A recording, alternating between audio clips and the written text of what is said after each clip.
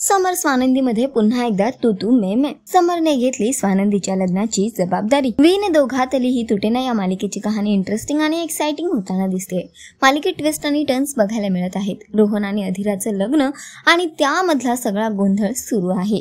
या सगळ्यातच येणाऱ्या एपिसोडचा नवीन प्रोमो समोर आलेला आहे, ज्यामध्ये आपल्याला बघायला मिळते की एकीकडे पुन्हा एकदा समर रोहनच्या घरी आलेला आहे, जिथे तो लग्नाची अनाउन्समेंट करतो आणि म्हणतो की गुरुजींनी तारीख ठरवलेली आहे आणि त्याच मुहूर्तावर रोहन आणि अधिराचं लग्न होणार आणि तो घरी जाण्यासाठी निघतो. मात्र तेव्हा रोहन त्याला थांबवतो आणि सगळ्यांसमोरच म्हणतो की सर, तुम्हाला माहिती आहे ना, या लग्नासाठी माझी जी बेसिक अट आहे ती अजूनही पूर्ण झालेली नाही.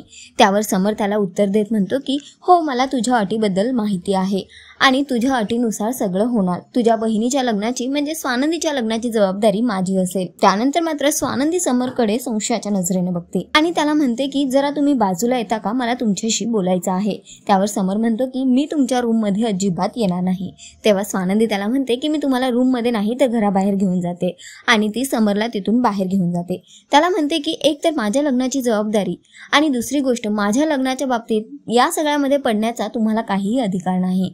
त्यावर समर तिला म्हणतो की मी ऑलरेडी या सगळ्या गोष्टीत पडलोय आणि त्यावर स्वानंदी त्याला म्हणते की माझी लग्न ही माझी जबाबदारी असेल, त्यामुळे तुम्हाला त्याचं टेन्शन घेण्याची गरज नाही.